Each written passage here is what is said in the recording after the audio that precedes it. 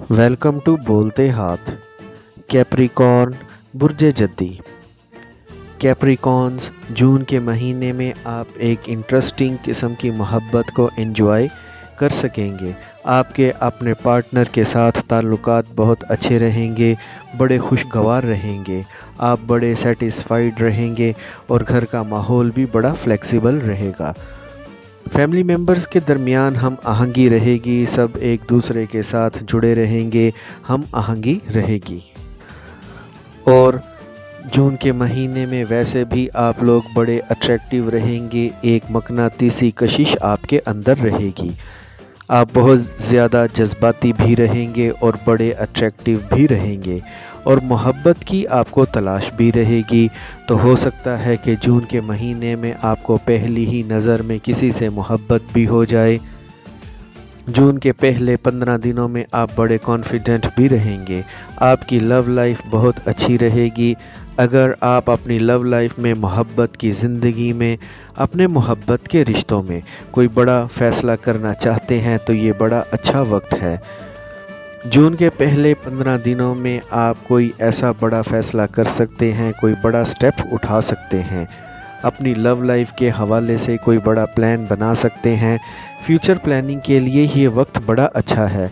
शादी मंगनी का प्लान बना सकते हैं। नए रिश्तों के हवाले से भी ये वक्त बहुत अच्छा है। आप लोग नए रिश्तों के हवाले से जो भी प्लान करना चाहते हैं, जो भी प्लान करेंगे, उस पर अमल दरामद करने के लिए भी ये वक्त अच्छा है।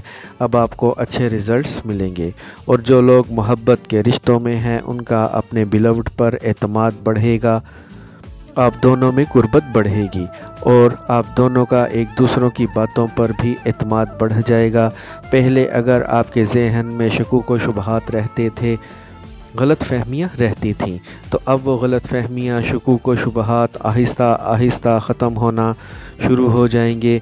अब आप लोग अपने रिश्तों में बड़े वफ़ादार और सच्चाई के साथ आगे बढ़ेंगे।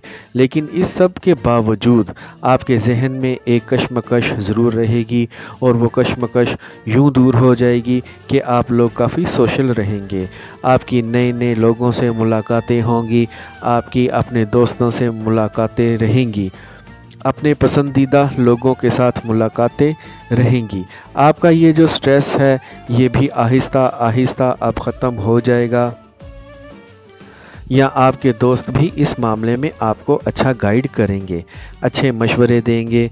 और अगर हम बात करें आपकी घरेलू ज़िंदगी की, तो आपने अपने घरेलू मामलात में जो बहुत सी गलत फहमियाँ चली आ रही हैं उनका अब आपने कोई ना कोई हल निकाल लेना है, क्योंकि अब पुरानी गलत फहमियों की वजह से आपका अपने घर में झगड़ा भी हो सकता है, तू तकरार रह सकती है, घर के माहौल में दबाव, खिंचाव, तनाव रह सकता है। लेकिन महीने के सेकंड हाफ में ये जो दबाव, खिंचाव, तनाव वाला माहौल है, गलत फहमियों वाला माहौल है, एक अजीब सी जो कशमकश थी वो ख़त्म होना शुरू हो जाएगी। आपका अपने बहन भाइयों के साथ रिश्ता अच्छा हो जाएगा। आपके छोटे बहन भाई आपके कामों में आपकी मदद करेंगे। अगर आपको पैसों की ज़रूरत है तो आप अपने बहन भाइयों से मांग सकते हैं।